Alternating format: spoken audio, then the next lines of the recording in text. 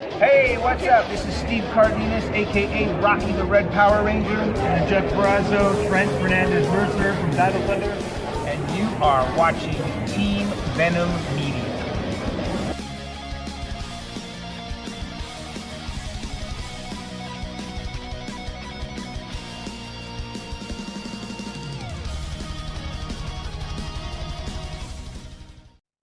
Hello, everybody, and welcome to another episode of Team Venom's Power Ranger podcast. I'm your co-host, Rory Bailey, joined by my co-host, Paul Baker. Paul, how's it going, dude? I am good. How are y'all doing? Happy Father's Day to all the fathers out there. Thank you, and to you as well, sir. Yeah, sure. I'll pass on that this year. Thank I you. know, yeah, but yeah, one of the subject for this week's episode, which it's a bit of a round robin one. We were looking at fan movies and things and discussing that, and one of the things that came up was the Batinthesun YouTube stuff, because obviously there was the JDF My Morphin Life that happened on there. There was the Superpower Beatdowns, which would have JDF in there as the Green Ranger and White Ranger, and the upcoming Legends of the White Dragon movie that's produced by them. So, yeah, where do you want to start? It's kind of, I don't know how you came across like Bat in the Sun, but like I was just watching random videos one day, and then it wasn't like Reels or TikTok or anything like that. It was just like this 15-second preview of Batman versus Wolverine. Yeah. And I'm looking at is that like fan film or something? So I clicked on it, I watched it, and then it had this whole playlist. Yeah. And then I got to the end that said coming soon, White Ranger versus Scorpion. I'm like, oh shit, I'm hooked. Yeah, to be fair, I think I can't remember exactly what the one was that I first saw, but I ended up subscribing years ago to them and then just watching everything that got churned out. So, because it is a really impressive YouTube channel. The choreography and whatnot on all their videos for their Superpower Beatdown's been brilliant, and yeah, I think there's been some really good notable ones on there. The White Ranger versus Scorpion one, as you say, is awesome. I like the fact that they put an alternate ending in there, so you've got both outcomes of the fight too. Yeah, they were so close in voting or whatnot. They had to do that. And I think they did that for the Green Ranger one too. I think. Yes. No. They've done it on a few of them. I've seen it on the Green Ranger one, the White Ranger one, and I think I saw an alternate ending to Spider-Man versus Darth Maul. It's just because, why not? Oh yeah. I do remember that one. Because there's the one ending where Spider-Man uses the symbiote and kills Maul, and one where Maul uses the symbiote, goes all white and black, and kills Spider. Yeah. And then there's I think they did one, the Batman versus Vader. There's an alternate ending to that as well. Yeah. Yep. Yeah, I like that. Using the force to crush him like a soda can. Indeed. But I think Now, there's didn't Bat in the Sun do the I imagine you've seen it, the one where it's Tommy and oh man, I'm drawing a blank on the other couple Rangers, but then they brought in Ryu and yes, they had they got to do the thing for the mobile game. It was basically I want to say Battle for the Grid, but that might be the console version. Whatever the Power Rangers mobile game was, where they had Street Fighter crossover with it. Yeah, they got I think Enway was the producer of the game. I can't remember the name of the game, but they got was it Heroes of the Grid? Something like that. Yeah. I haven't got it on my phone anymore, but because it became too much of a grind. But I remember when they did that event, they got Bat in the Sun to film the adverts for it, and it was really good. And showed Ryu getting his coin and stuff, but it's the same Ryu actor that they used for the Superpower Beatdown and whatnot as well. And yeah, it's cool. I like that one. I wish it was longer. A lot of them I wish were longer. Yeah. Well, I mean, the Green Ranger Ryu thing was awesome. What was I was going to say? Oh yeah, one of the things that I liked about Bat in the Sun as well was not just that they used JDF, but they used quite a few decent names in other things. Like there's one episode where it's Kick-Ass versus Casey Jones. Have you seen that? Yes, I did. Yeah, and Casey Jones is John Morrison, which is awesome. So So yeah, for non-wrestling fans, John Morrison's one of my all-time favorite wrestlers and stuff. Who's actually been a guest of my previous podcasts, and interviews are featured with him on our website and whatnot, which is cool.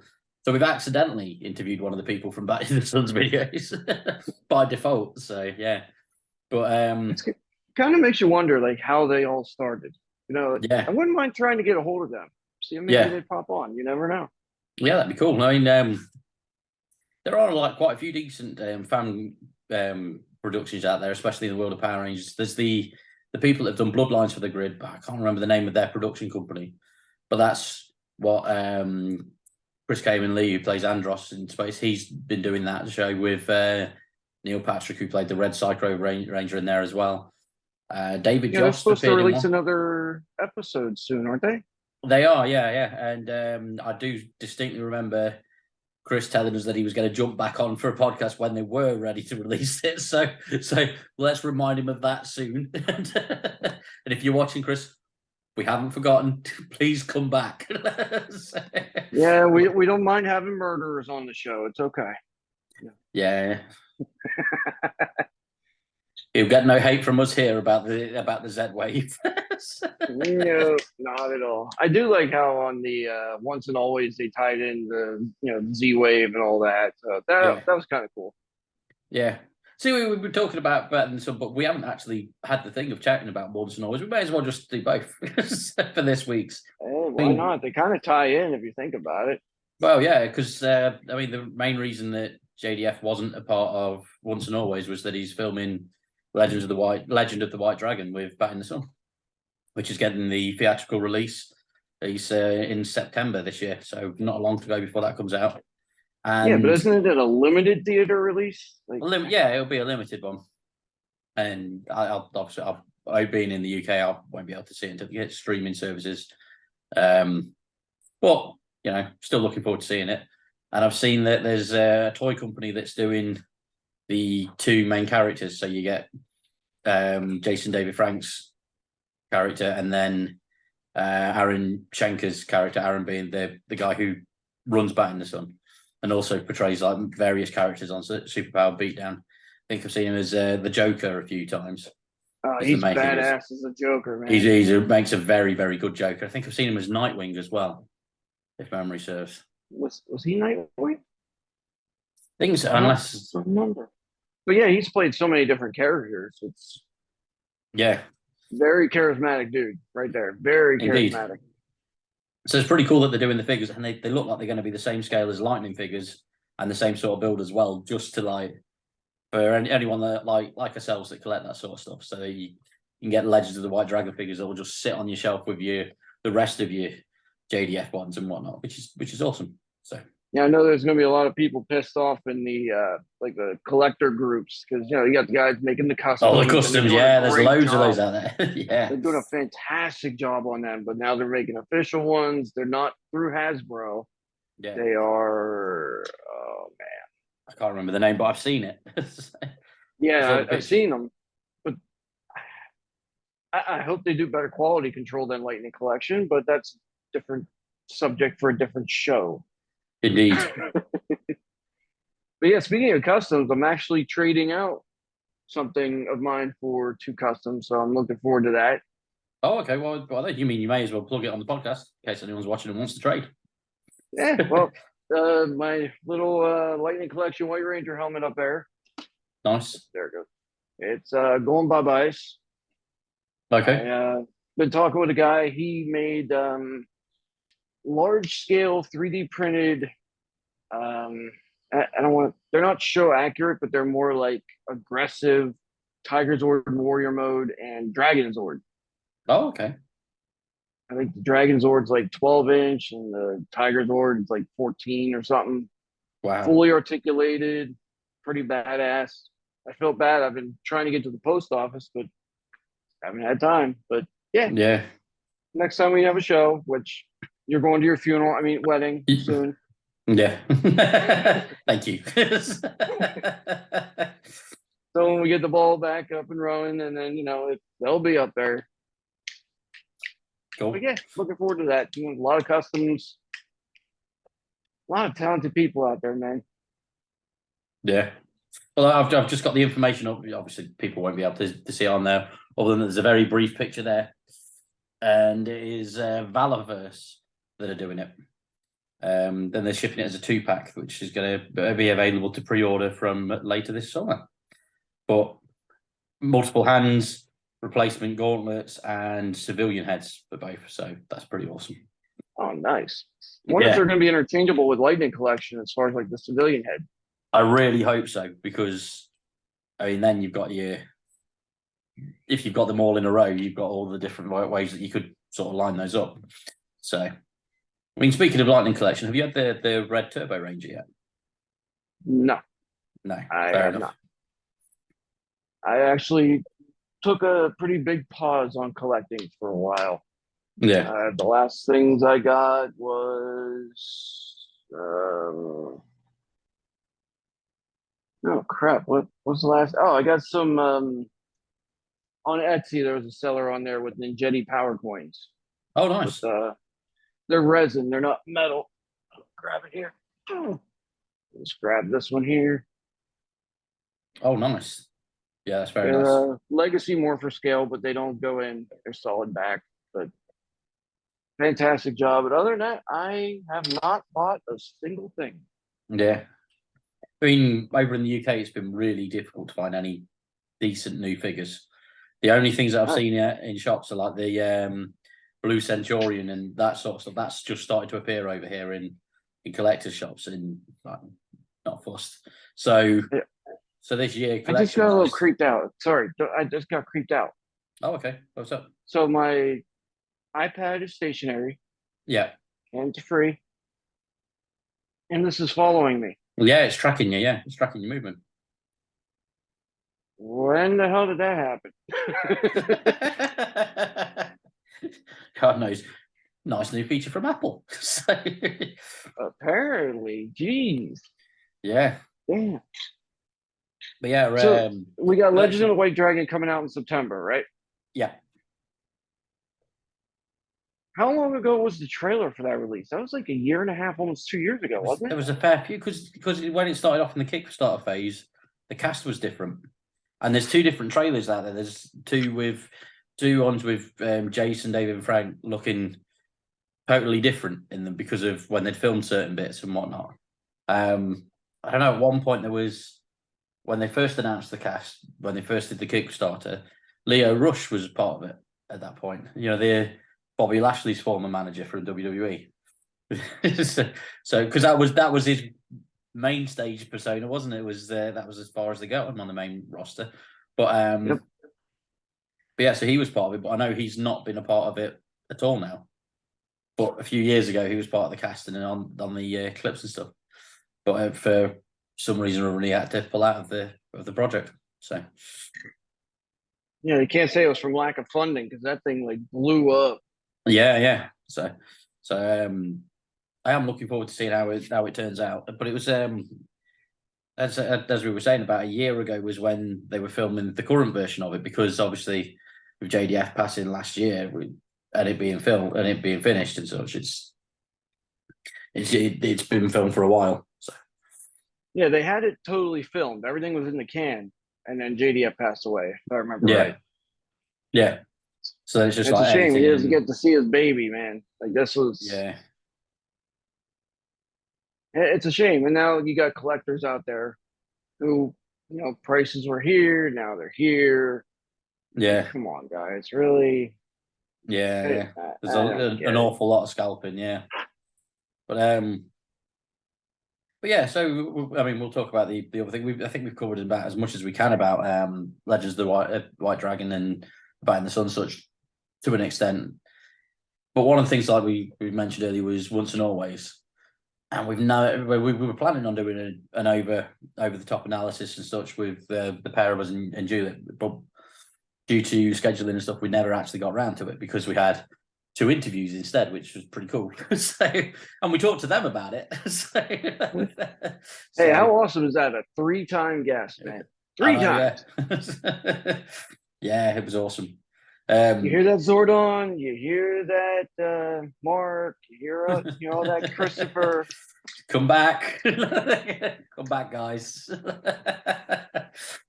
Sandy, you can come back on too. No, we have got more potential guests in the pipeline as well.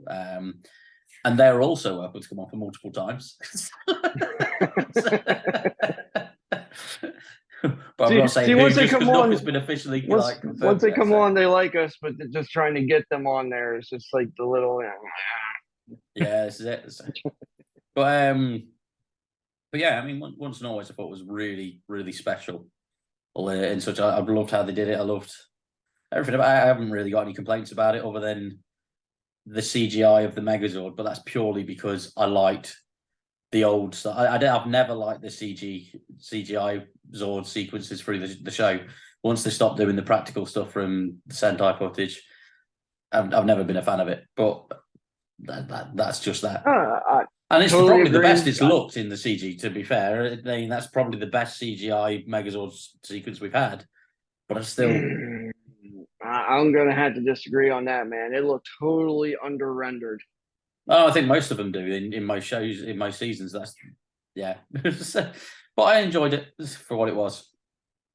Oh, yeah. I enjoyed the story. I think the ending, which we don't have to worry about spoiler alerts now, I think the ending should have had Ming be the one to pull the trigger on Rita. Yeah. Or even Billy. Yeah. Just to have Zach do, well, I guess, Zach had the cannon on the axe. Yeah. But still, like, I don't know. Kind of random, I guess. Yeah. I like that they did it in a way that they could easily follow up on it if they wanted to. Oh, yeah. Just because she was blown up don't mean she's gone.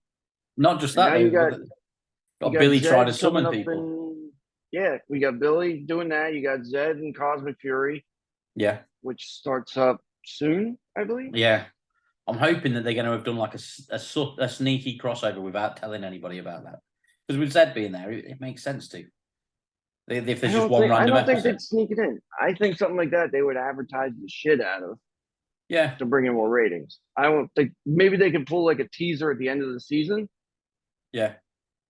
And then bring it in. I mean, personally, I think an ideal way for them to swing that in, if they were going to set up a sequel or crossover, involve the Mighty Morphin ones against Zed. Easiest way of doing it is having, because Cosmic Fury's all in space, just have them encounter Space Patrol Alpha. Just do it that way. There you go. They've just encountered them. They're monitoring the situation. Oh shit, it's Zed. Oh, more Rangers. Cool. And like that. And they tie in that whole thing where they had like the Bandora protocol, where all different Ranger teams were being alerted and stuff. In Once and Always, they could just tie all that in, and there you go, done. Easily. They don't have to put in much effort for it. They could just do that. And kind of makes you think though, how did Snizzard and Minotaur get a hold of all these other Rangers? Like you had Zeo, you had SPD, you had all these different teams that aren't even on this Earth. Yeah. Technically. Yeah. And you had Zeo, which the Mighty Morphin powers were gone, which turned into Zeo, so they had Tanya. Yeah. So I don't know. Yeah, I don't know. No, I know. A lot of loopholes that they could close up if they wanted. And there was a few of the Space Rangers were caught, if memory serves, as well on the figures. It looked like, and Beast DJ Morphers was caught. Yeah, and there was one of the Beast Morphers. Was it Beast Morpher Yellow? I think. I'm not sure. But anyway, it's one of those things where I guess if they do a sequel, they could happily just expand upon it, which would be cool. So they have a lot of openings that they can do. So yeah, hopefully it's not a one and done. Yeah. But David Yost hasn't said anything. Nobody's. I want him to do that. Was that Quantumania? Yeah. Something along those lines. I really like Quantum Conundrum, wasn't it, or something? He was coming out with something like that. Yeah. Which was his 10-episode pitch, wasn't it? If memory serves. Yeah, that would be really awesome if they could pull that off. Yeah. I mean, with the popularity of Once and Always, I don't see why you wouldn't get the green light. And they've also announced that the showrunner for Cosmic Fury's done after this season as well. Have you seen that? No, I haven't. Is it Simon Bennett or something like that? He's been working on the show for years. He's done after this. So I didn't know that. So there's going to be some form of change in the guard in general. So hopefully it'll be one of those things where whoever comes on instead will work with Netflix, and we end up with more of these sorts of specials. Because I mean, this was brilliant, and it was sat in the top 10 Netflix chart in the UK, and Power Rangers was nowhere near as big in the UK as it was in the US. So, I think the fact that it got in the top 10 alone is awesome. Mm-hmm. Definitely. I mean, come on. We're 30 years in, and Power Rangers is still pop culture top 10. Yeah. Still. With us being 30 years in, it also means we're 25 years for the anniversary of In Space. So that'd be a cool special to see. Yeah, it was 5 years after. Yeah, that's 5 in, yeah. Or, but I mean, was In Space was nowhere near as popular as Mighty Morphin, so I don't think they're going to concentrate on that, but it was still good. If Netflix and Hasbro wanted a reason to re-release the figures and stuff, 25th anniversary done. I think if it wasn't for how good In Space was, we wouldn't have Power Rangers anymore. Indeed. Because Turbo was just that bad. Yeah. Turbo was a bit of a franchise killer, to be fair. But it wasn't the actors, and it wasn't the Rangers themselves. I think it was just that they went, now we're focused on cars. And when everyone's loved giant robot fights and stuff, and it's like, oh yeah, but now they're racing. Like, no, I'm all right, thank you, goodbye. I mean, they had that. There's a Netflix or like a YouTube channel or something. It's like I Love the '90s Toys. Yeah, and they had a whole thing about Power Rangers on there, and they were saying once it got switched to cars, merchandise sales plummeted. Yeah. And Toys That Made Us, in within space. What's that? It was that series, The Toys That Made Us. That's it. Which I would recommend anyone check out because it is really good. So yeah, talks about how Stan Lee tried to get the Sentai stuff going 2 decades before as well. Did you see that? I don't think it would have worked. Yeah, I seen that. I don't think it would have worked though. No. I think it popped in at the right time. Yeah, I mean, if you look at the previous stuff before Zoya Engine, it's like it's good, but I think aesthetically, what they went for Mighty Morphin was it's the fact that we're talking about it 30 years on, and you've got all those on your shelf behind you, happily. I got nothing behind me. I don't know what you're talking about. But I was saying, it's just like, I got a plain wall here.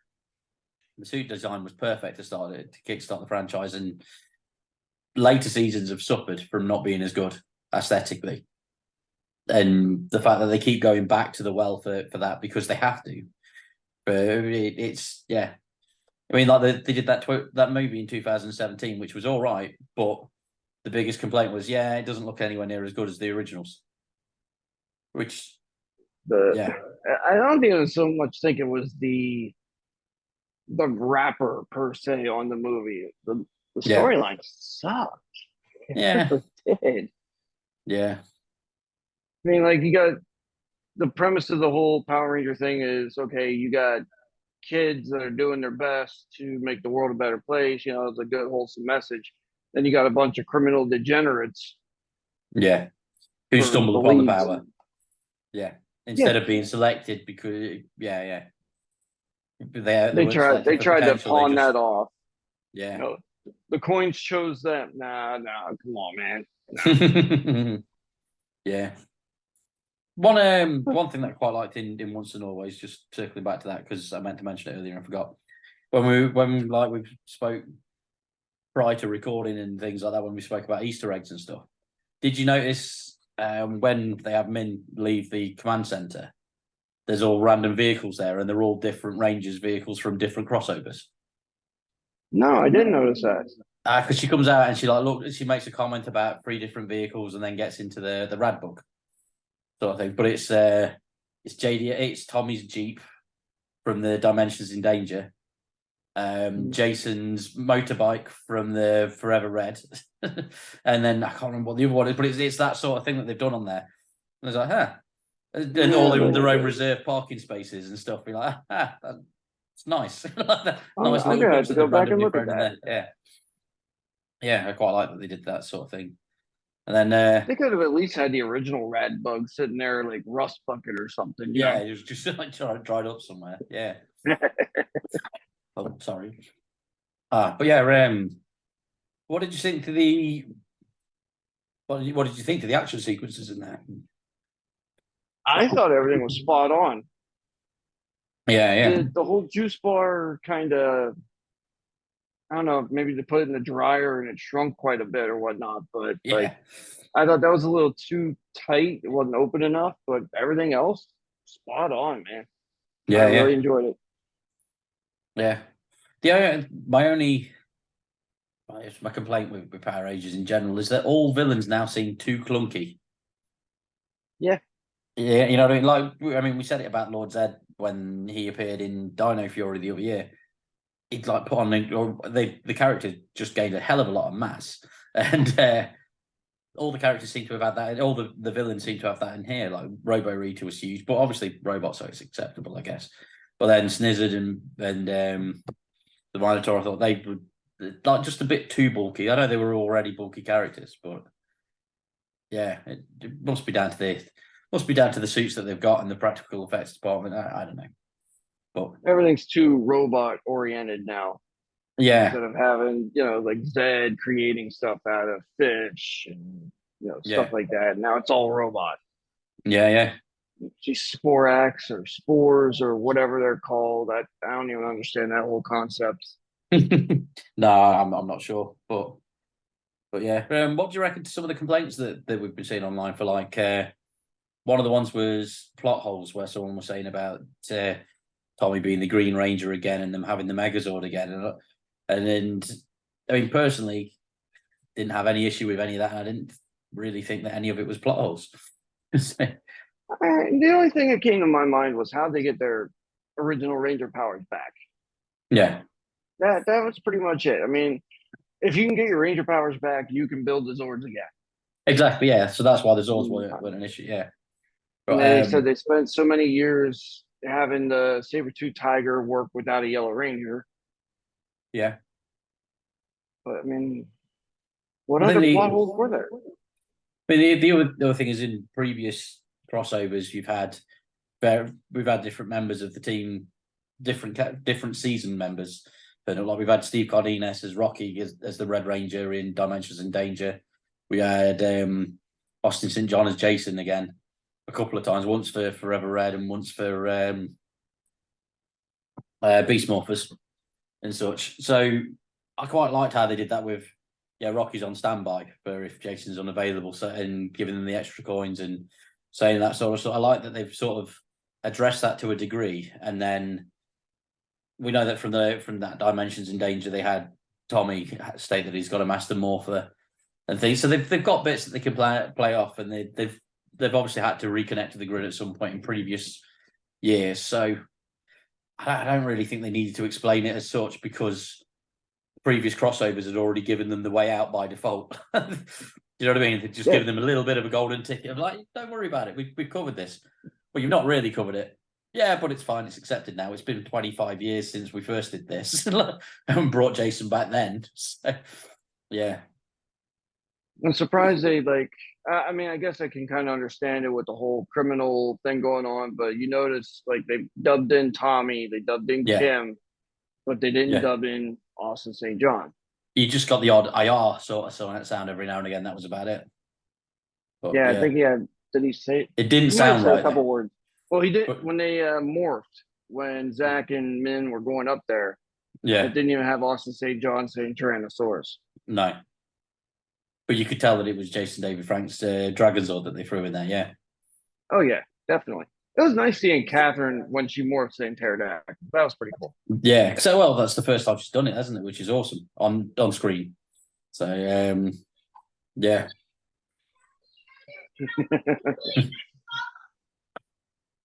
Uh-oh. Bloody. Yes. I'm on. There, see? There, hello. You're on. Fair enough. You can't hear you. I got it there, butt on. Okay, fair enough. Thank you. Well, I'm on my podcast, buddy. Oh, sorry, I didn't know. Okay. Well, on that note, we'll wrap it up for this week and stuff. And as you've alluded to earlier in the episode and stuff, obviously I'll be having a break myself for a few weeks due to impending nuptials and whatnot. And yeah, good talking to you, dude. We'll catch you later. You too. Congrats on the funeral, wedding. Sorry, I keep getting them. Maybe I don't mix them up. I don't know. Who knows?